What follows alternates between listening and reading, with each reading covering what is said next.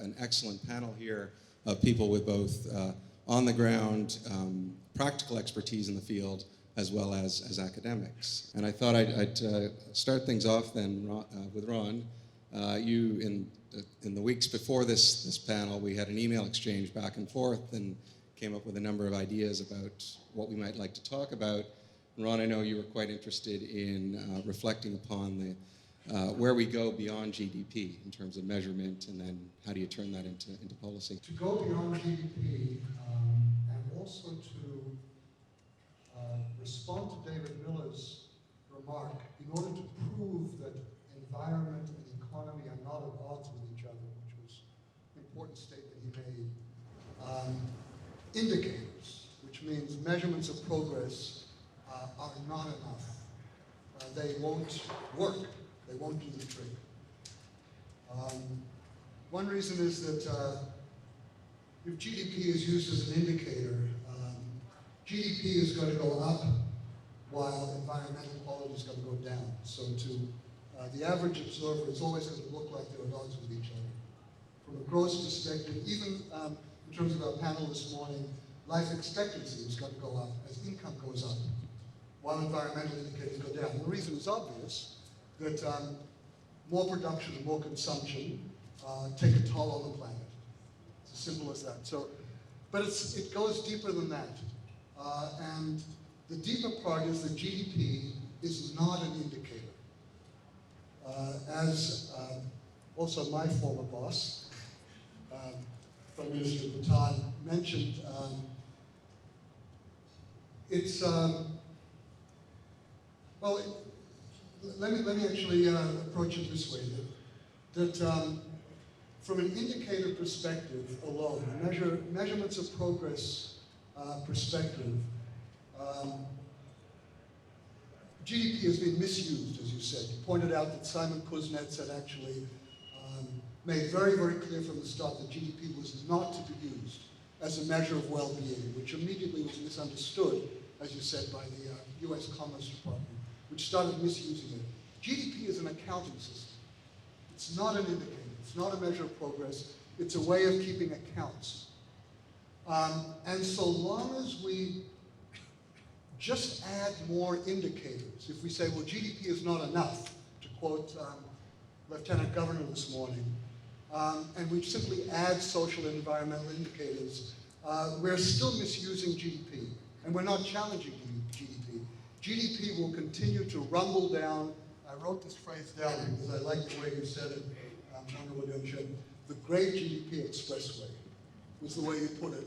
While with our indicators, with our social and environmental indicators, we'll continue to be paving the side streets. And we might be making beautiful decorations on the side streets, which might look very beautiful, but the GDP monster will continue to rumble down the GDP Expressway.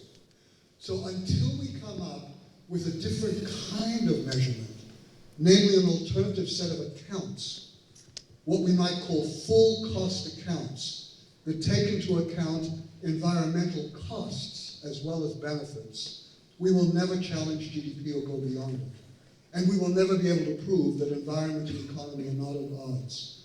And the reason is simply that GDP is a gross accounting system, whereas what full cost accounting is a net accounting system. It takes into account the net benefits and costs to the economy, the environment, and society from growth. So we have growth and its costs. Now, I'm deliberately including the economy there because, as you know, the great economic gurus, led by Mr. Greenspan and others, confessed that they had no idea that the financial collapse of 2008, 2009 was coming. It wasn't just the financial system that was bankrupt, it was the whole economic guru system. From a GPI perspective, it was no surprise at all, because debt growth had been rising at a faster rate than income growth for years, all through the economic boom. So even from an economic perspective, it was an accounting system that was needed to demonstrate what was wrong with the current financial system. So I think that might be one place I'd like to have some discussion today. I think, Ron, your comments highlight, I think, the challenge of coming up with an indicator, and what is contained within the indicator that we use to represent economic growth or for distribution or equity and what have you. And a number of the indices that I'm sure will get talked about today have all sorts of subcategories within those indicators. In parallel to that, though, I wonder whether we could highlight, and I'd like you, Harry, to speak about this, some of the methodological challenges of producing the data in the first place, because I know that came out of your comments as well. Yes, so no one number is going to do it all for us. Rather, the number is considered to be an indicator or an accounting system. But whatever it is, I mean, one of the fundamental things is to be clear about the definition, so that if we're doing two countries or two regions, that in fact the approaches are comparable between the regions. So when I'm looking at a number, I want to know how it's been constructed, and whether in fact the approach which has been used is reliable and valid and can be reused on an ongoing basis. So the whole issue of definition becomes an important part of it. And so GDP as an accounting system has had the advantage of years of work which has led to some universal recognition, although individual countries, of course, collect their own data and can report in various ways. So definition is a big part of the picture. I think the other part is the deconstruction of the index or indicator. What are the components? So over lunch, I introduced myself to a couple of colleagues, and we talked about the whole issue of distribution. So is everybody happy? So GDP is about a country. So one index for a country is just going to tell us something about the country, we hope. And we know the tyranny of large numbers. Large numbers affect the average dramatically. We can have somebody very happy and the rest of the people sad, and the average happiness appears to be reasonable. I'm an early advocate of Gini coefficients, looking at the distribution. I'm an early advocate of the Canadian Council on Social Development's work on social indicators. I spent years, Conference Board of Canada and others, looking at social indicators and deconstructing sense of well-being into some component parts. So I would say two things. One is reliable and valid measurement, and I would welcome another alternative to GDP, as most people would. And the second is, what about the whole issue of distribution? So any one number, I think, is going to poorly represent the people of the country. So we need to look at something that actually represents the distribution across sectors, across the poor, the rich, and others. Yeah. Catherine, do you want to say a little bit more about the work of the Canadian Council or distribution? Sure, distribution, all those good things. When I first saw the question is, can we go beyond GDP? I was thinking, certainly hope so. That was my first response. But we're talking about the content of the GDP, the construction, the methodology behind it. My mind went straight to how do we use indicators to advance a change agenda? And that, maybe we can circle back and talk about that, because that really, at the end of the day, we can spend a good deal of time perfecting the perfect indicator, but if we don't move to action, that becomes a problem. And I think one of the interesting things that's come out of this last 10 or 15 years, where there's been a tremendous sort of resurgence of interest in social and economic indicators, and certainly the work Ron's done in Nova Scotia, and the work we were talking, the Canadian Index of Wellbeing, some of the work that CCSD has done over the years, and probably sort of we're circling around the same thing, but coming to to try to capture ways to describing our social reality that affect positive change. But the work also has been focused on how do we move change, how do we tell our story such that we move policy and program levers. And I think that's as important a question. We can spend an enormous amount of time, and believe me, I've sat at a table doing the CIW for over 10 years. We can spend an enormous amount of time perfecting the indicator, but if we don't move to action, it's worth a hill of beans. So I would just put that on the table and hope we can circle back to that. Okay, just picking up on that theme and maybe kind of encouraging a bit of audience participation. How many people have used these alternative well-being indicators in their own work? Just a show of hands. Okay, and can anyone offer any insights about how it's affected their policy work, or a real-life example of how it's affected their work? Okay. There we go. We got some work to do. I think, my perspective, I guess, on this discussion comes more from the point of view of a policy analyst or a political scientist. And to me, it's fascinating to see how indicators of development have changed over the years. And we haven't talked at all yet about the Human Development Index or the targets and indicators within the MDGs. But to me, from a policy perspective, those are enormously influential. They've arguably done more in the last 20 years than we've seen in 50 or 60 years in terms of bringing these different forms of evaluation onto the table. On that point then, Susan, I know we were talking earlier about gender and the extent to which gender needs to be mainstreamed or made explicit within this discussion of indicators. Do you want to say a word or two about gender? Sure. I'll start actually with a reference to popular culture, because I love movies, and there's this very, very beautiful, beautiful movie made in India called The Lunchbox, and it profiles a woman who is very unhappily married. Her husband works all the time. She never sees him. He's not a supportive husband. And she shares in a letter to a friend that she decided she's going to move to Bhutan, because in Bhutan they care about happiness. And I thought, that's when you know you've made it, when you make it into popular culture. And I think the Bhutan Index also is the quintessential example of science policy bridging, because that's where they're really applying the happiness index, and I think that's absolutely brilliant.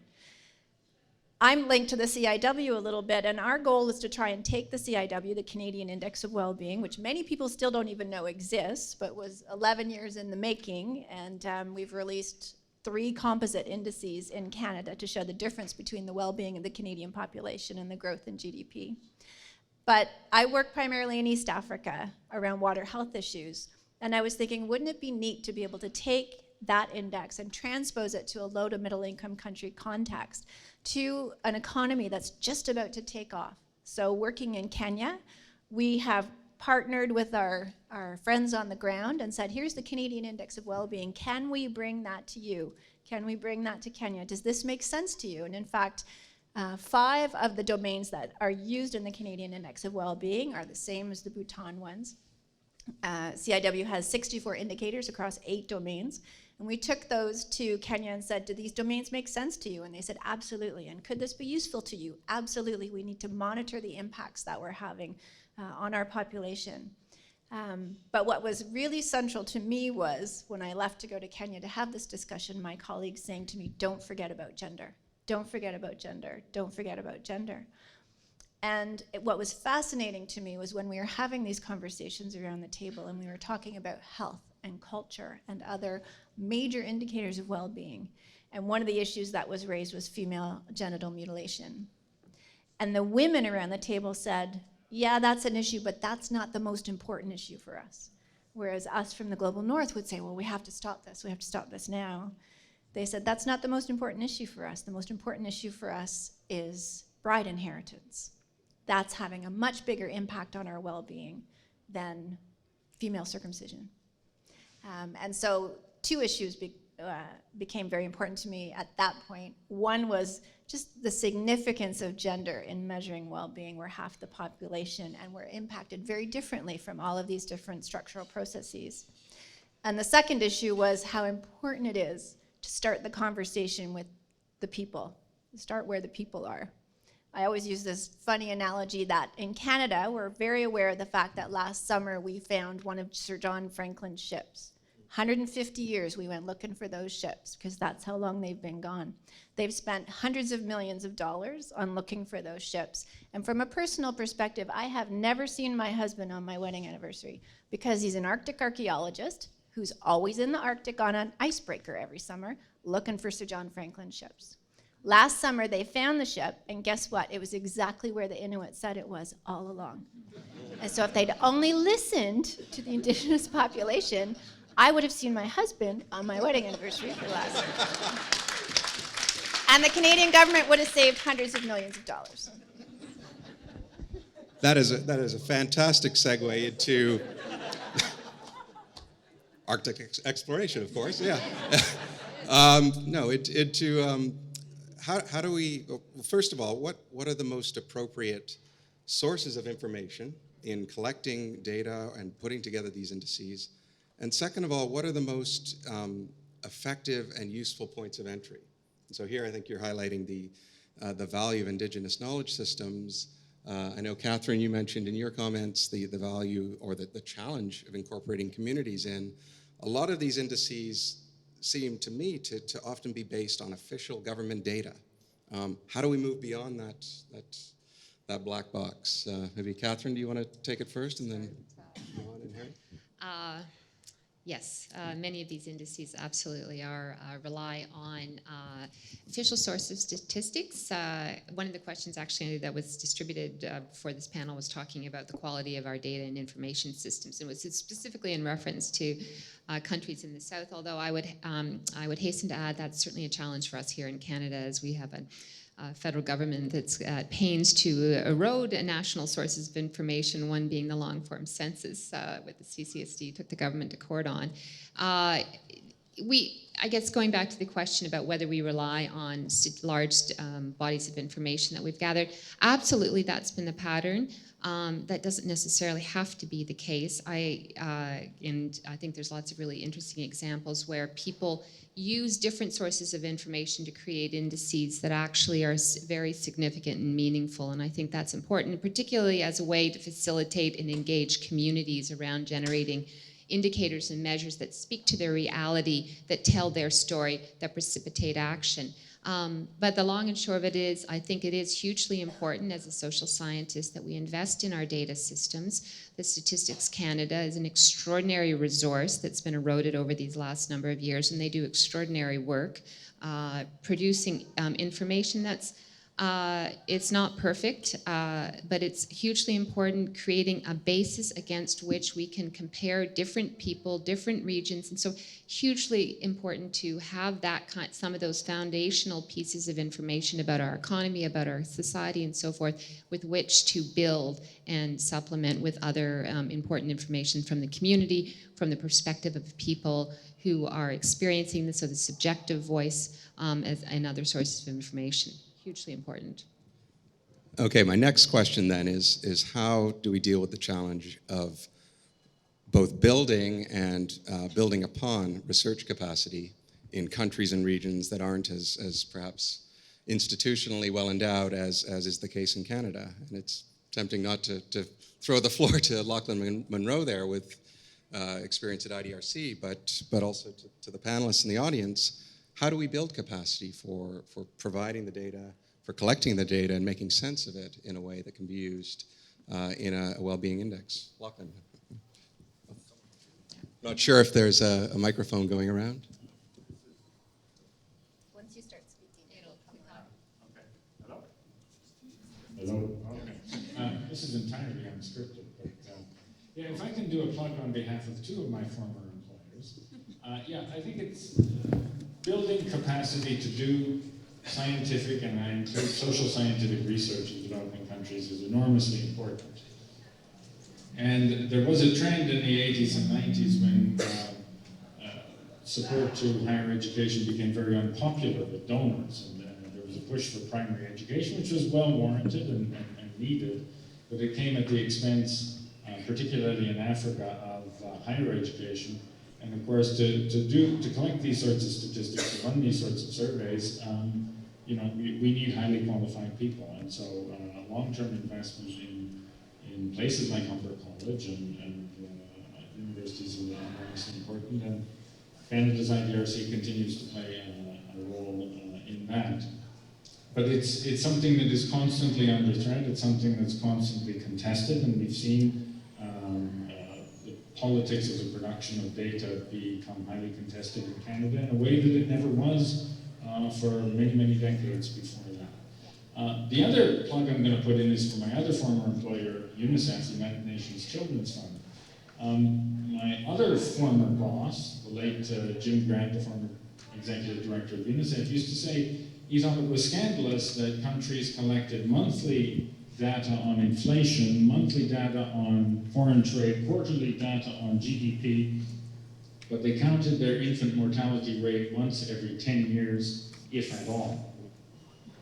And that was absolutely scandalous. And under his leadership, UNICEF started, and with support from a number of governments, to support a systematic collection of data on things like infant mortality, maternal mortality, nutrition rates, many things that are part of the GNH index and other indices of well-being. And we, frankly, 25 years ago, and I was looking on the World Bank website just a few days ago, there were no reliable statistics on infant mortality, on child malnutrition 30 years ago for the majority of countries on Earth. And that included Canada, which didn't do a nutritional survey between 1972 and I think the early 90s. But now, because of the charismatic leadership of people like Jim Grant and effective and consistent follow-up, we now have a much more solid basis of data on issues like children, maternal mortality, nutrition, etc., than we ever did before. Okay. Thank you, Lachlan. I think there's a question there, too, about whether and to what extent foreign aid, international finance, and funding should be directed into kind of official channels for data collection, into the universities, into the central statistical offices, and where communities fit into that, where NGOs, other data collection avenues may fit. Harry, I know in our email exchange, you raised a question about the role of international bodies in deciding measurement. Do you want to make a few statements about that? To a certain degree, I'd like to go back to an earlier point as well. So not GDP, not GNH, not an index of community well-being alone is going to tell us what we need to know about our countries and communities. Because each one of our communities has unique assets, so you need to supplement that with the unique characteristics of Guelph or Sri Lanka or the regions you're in. So I've always believed in two things: the standard accounting frameworks associated with indicators like HDI or GNH or GDP, and unique information describing the situations that we find in our communities that truly speaks to what people feel is important, which is different between BC and Ontario. By the way, BC people are happier than people are from Ontario. We could spend the whole afternoon talking about why that's the case. It may be the weather in the mountains, I don't know, or the fact they're closer to God, I don't know what it is, but so that means I'm strongly in favor of clear definitions and approaches which are pre-tested and agreed to. And you know, we have to go a long way with GNH because we have international cooperation among the statistical agencies of the world that define the accounting framework and more or less come to agreement to apply it. We would have to do the same thing with whatever other index we have. But I also believe that we need to supplement those global indexes from assembled government data with community-specific characteristics which speak to what people value in their communities over and above what we measure at the governmental level. Sure, go ahead, Ron. Just a few important points came up, and rather than go a question, I just want to say a few words about some of the things that other people said. First of all, I think your initial point, Harry, is crucial, how deceptive averages can be. Statisticians have a very strange sense of humor, so forgive me, but what statisticians sometimes say is if you put your feet in the refrigerator and your head in the oven, then on average your body temperature is just fine. So I think the issue of distribution is absolutely critical, and that you also raised Catherine.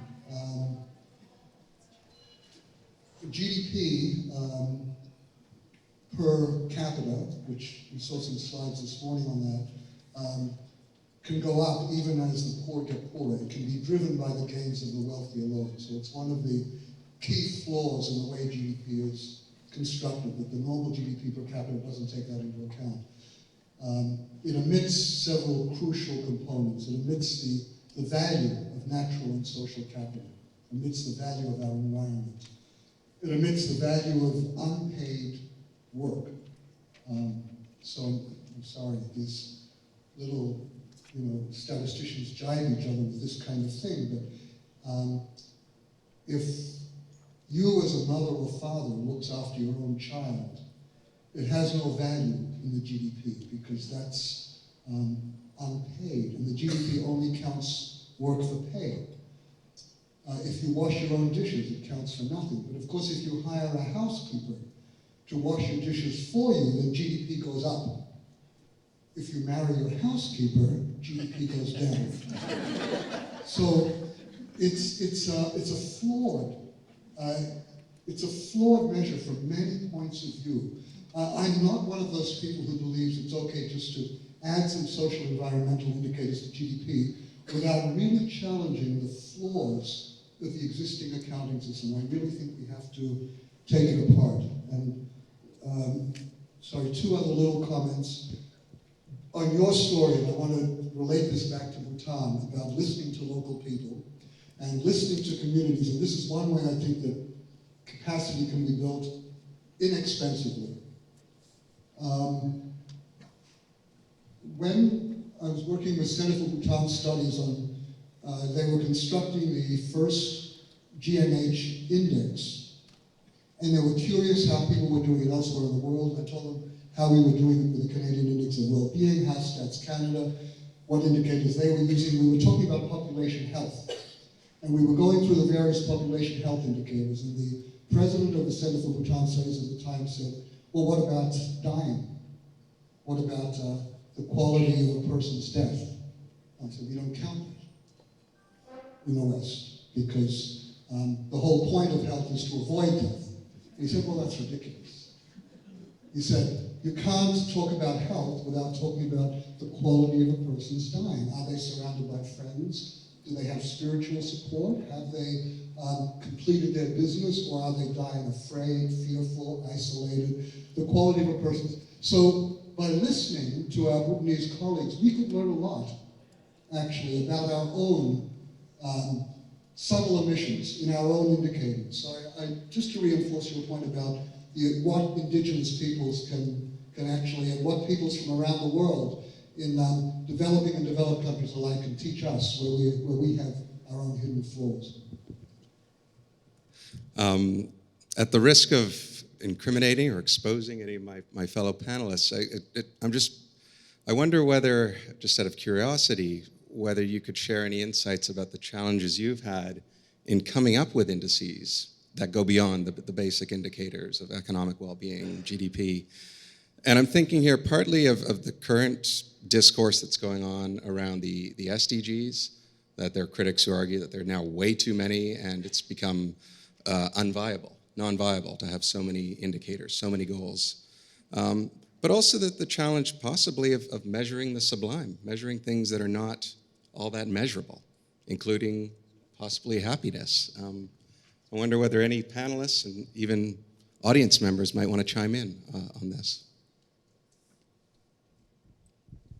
I think it's a really big question, and in our work in low to middle income countries, so we're working in Kenya, Ghana, and the Caribbean, at some point you just have to get started, right? And I go back to the example of the CIW, where they spent how many years debating on, we weight any of the indicators? Are some worth more than others? And they finally decided, you know what, there's no clear rationale for weighting, so we're just not gonna do it.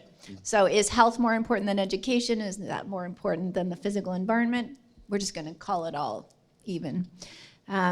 It goes also back to the debate about using secondary data versus primary data. Primary data, I think, would be the most useful, but it's very, very expensive to collect primary data. And if we want to build capacity in low to middle income countries to measure well-being, then I think we're going to have to, at least in the first instance, rely on objective secondary data using those indicators.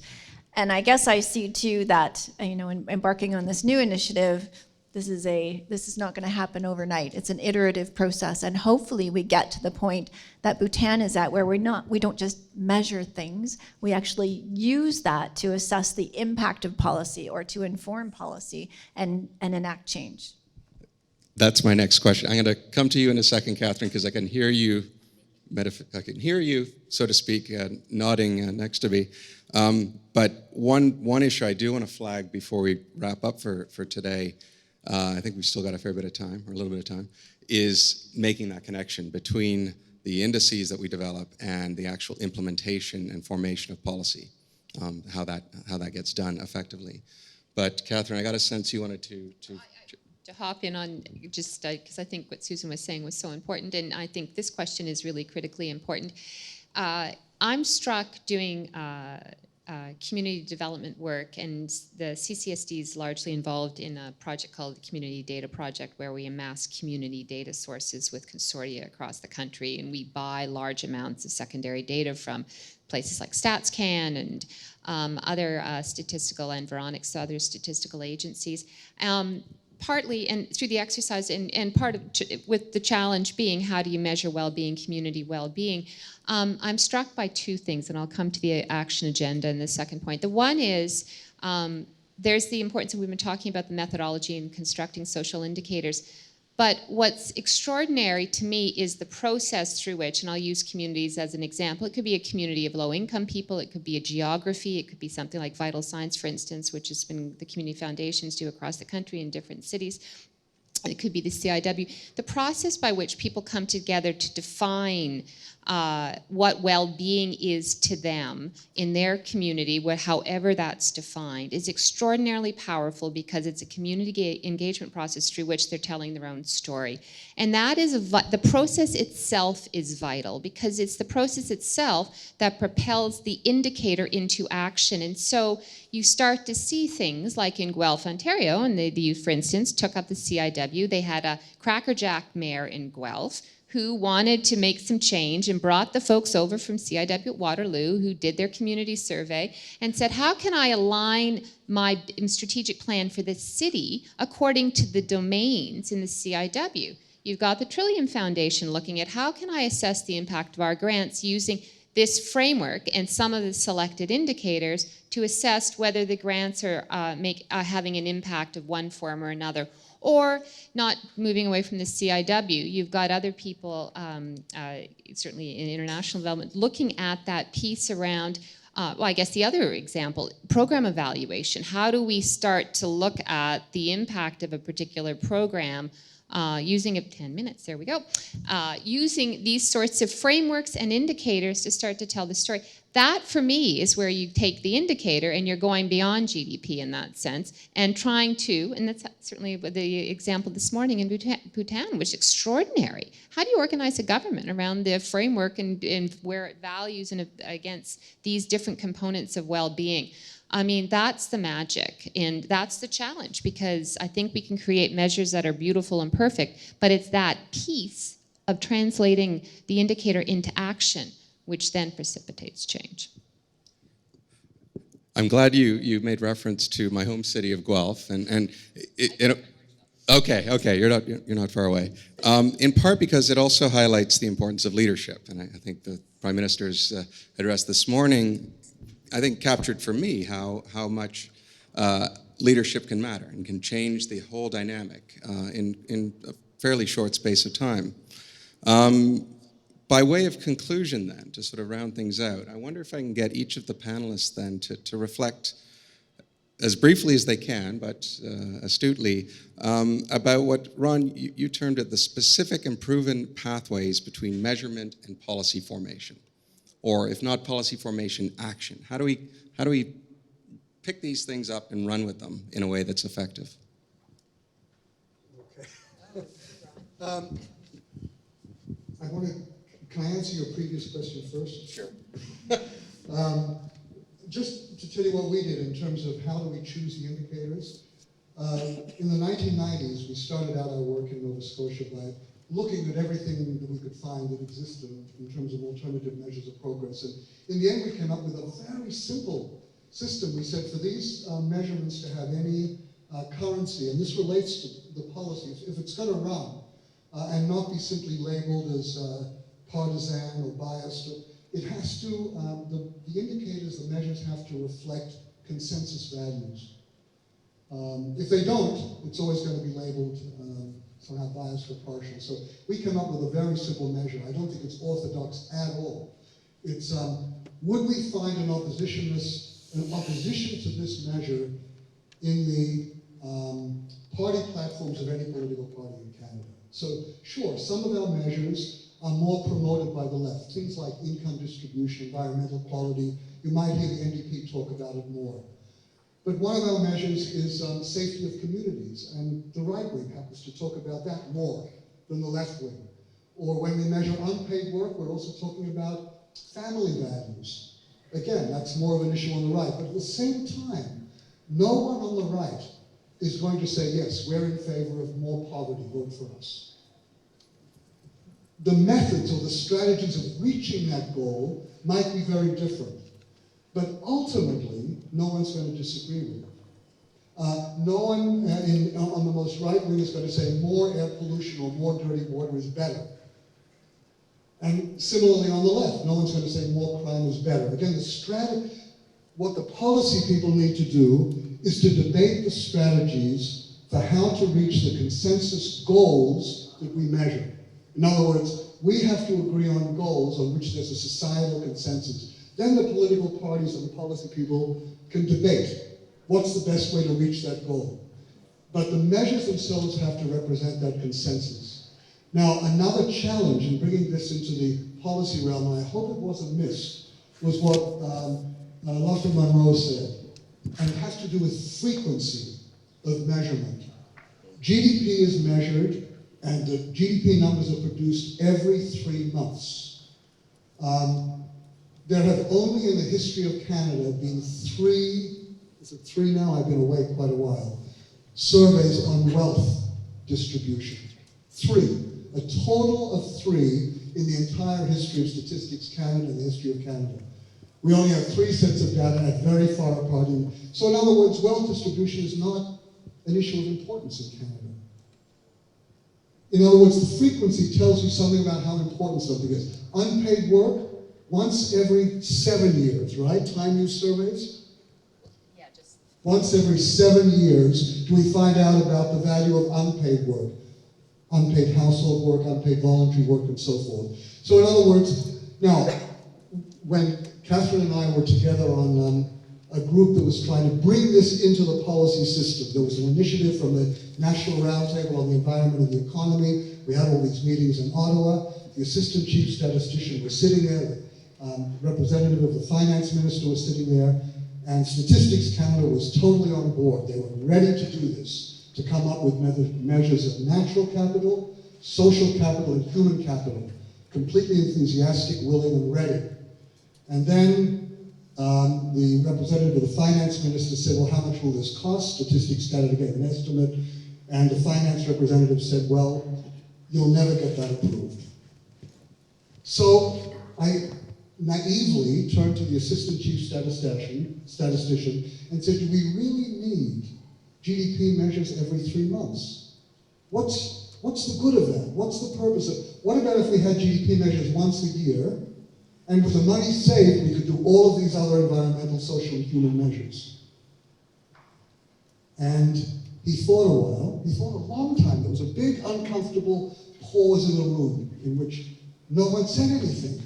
And then he said, well, we measure it every 3 months because that's what the Americans do. So, but he couldn't actually think of a reason why we need a total measure of market production every 3 months. A huge amount of resources go into that. So the question of frequency is a very, very critical one in terms of bringing things into the policy arena. And the last thing in terms of the policy side, this is just building on comments other people have made. You mentioned the SDGs. And, you know, one of the big guiding lights behind those SDGs, of course, is our friend Jeffrey Sachs. And I had a big debate with Jeffrey Sachs about that very issue that I raised before the lunch break, about poverty alleviation as opposed to equity. Because challenging the excess consumption of the rich is just not politically acceptable. And he was not willing to consider that as one of the key SDGs. Equity is simply not properly on the agenda, as our own infrequency of wealth distribution data in Canada itself shows. Okay, thank you, Ronald. I'm conscious of the time. I've got and the 5-minute warning, so to speak. I want to move to the left, if not ideologically, then just physically, to give the floor to Harry and Susan. So how do we use these to influence policy and move forward, right? I've got a very simple thing. I'm just happened to be teaching a policy analysis course this semester. So you look at the domains that make up the index, and you address the dominant policies that relate it. So if housing's there, you look at housing policy and determine how housing policy is measured, how housing policy could affect the indexes, the measurements. You want to look at the environment, you look at environmental policy, right? You look at the green energy policy in Ontario and see whether it's going to move the data in those kinds of things. So there's a relatively simple mechanistic way to have policy relate to the domains that make up these indices, right? I would end by continuing to appeal for matching up these global, countrywide, or regional indexes with local community stuff, which, so I just finished a survey in Sri Lanka, and I have an asset index in it. It doesn't have any of the components of global national happiness or GDP, but it tells me how well my families are doing. Every time I do an asset index, it's different for each region and country of the world, because the assets which are important, housing in India is different than housing in the north of Canada, right? So I've got to have indexes which reflect it.